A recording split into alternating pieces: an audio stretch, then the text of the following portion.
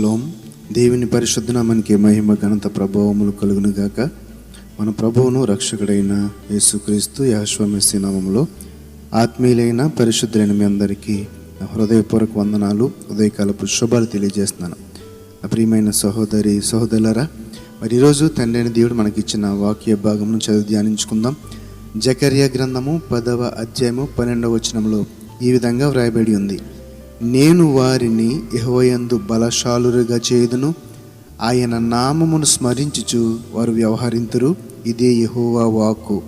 ఈ మాట ఎవరు చెప్పారు అని ఆలోచన చేస్తే ఆ చివరి భాగంలోనే రాయబడి ఉంది, ఇదే యెహోవా వాక్కు. అయితే ఎవరిని ఉద్దేశించి తండ్రి అయిన దేవుడు ఈ మాటలు చెప్తున్న ఆలోచన చేస్తే కనుక, నేను వారిని అనగా ఇజ్రాయేలు జనాంగమును అనగా ఎవరిని ఉద్దేశించితే తండ్రి అయిన దేవుడు వీరు నా సొంత ప్రజలు, నా స్వకీయ సంపాద్యమని చెబుతూ ఉన్నాడు.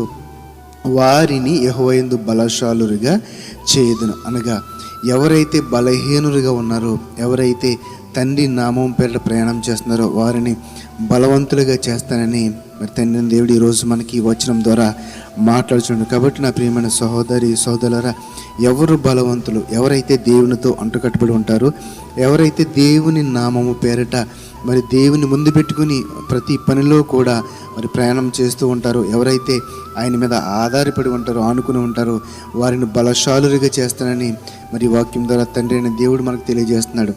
యెషయా గ్రంథము 45వ అధ్యాయం 24వ వచనం అంటాడు కదా, యెహోవాయందే నీతి బలములున్నవి, యెహోవాయందే నీతి బలములున్నవని జనులు నన్ను గూర్చి చెప్పుదురు, ఆయన యొద్దకే మనుషులు వచ్చేదురు, ఆయన మీద కోపపడిన వారందరూ సిగ్గుపడుదురు. ప్రజలు ఏమంటున్నారండి?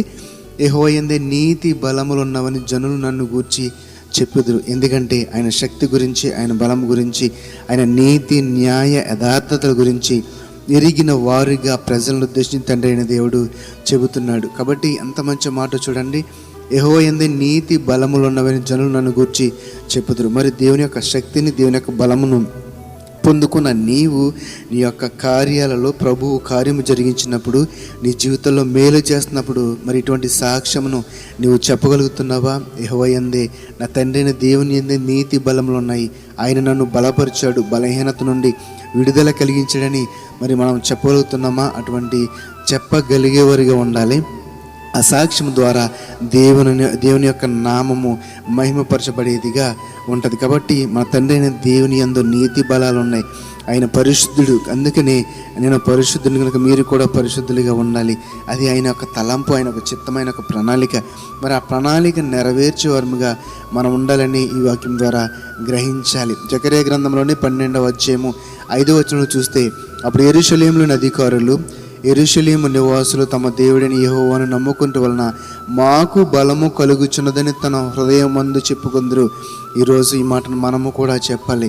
యెరూషలేము నివాసులే కదా, మనము కూడా మా దేవుడైన యెహోవాను నమ్ముకుంటూ వలన మాకు బలము కలుగుచున్నది. అందరము కూడా ఈ మాట చెప్పాలి. యెహోవాను మా దేవుడైన మా తండ్రి అయిన దేవుని నమ్ముకుంటూ వల్ల మాకు బలము కలుగుచున్నది అని మన హృదయాల్లో చెప్పుకుంటూ ఆయనను స్తుతిస్తూ, ఆయన ఆరాధిస్తూ, ఆయన మనం గణపరుస్తూ ఉంటే కనుక నిజముగా విరిగి నలిగిన హృదయాలకు ఆయన సమాధానం ఇచ్చేవాడు, సంతోషం ఇచ్చేవాడు. కాబట్టి ఆయన బలమును మనం పొందుకుందాం, ఆ బలమును పొందుకుందామని సాక్ష్యం చెప్తాం. ఆ బలమును పొందుకున్నట్టు ద్వారా దేవుని నామమును మహిమపరచుదాం, గణపరచుదాం. అట్టి కృప తండ్రి అయిన దేవుడు మనందరికీ దయచేయునుగాక. ఆమేన్. పరిశుద్ధుడ మహోన్నతుడ మమ్మల్ని కన్న తండ్రి, నీ పరిశుద్ధమైన నామానికి వందనాలు, స్తుతులు, స్తోత్రాలు. నాయన నీ బిడ్డలు తండ్రి చెప్పిన సాక్ష్యం తండ్రి ప్రభువా, మా దేవుడైన యెహోవాను నమ్ముకుంటూ వలన మాకు బలము కలుగుచున్నది.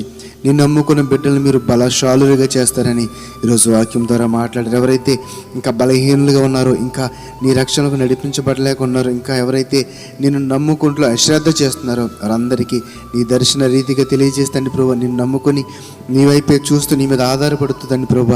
నీ బలమును, శక్తిని, నీతిని, యథార్థతను పొందిన కృపను దయచేయమని, ఇంకా నేను విన్న వాక్యమును బట్టి మా ఆత్మను బలపరచమని నజరేయుడైన యెహోవా మెస్సీ నామములో ప్రార్థన అడిగి వేడుకొనుచున్నాము తండ్రి.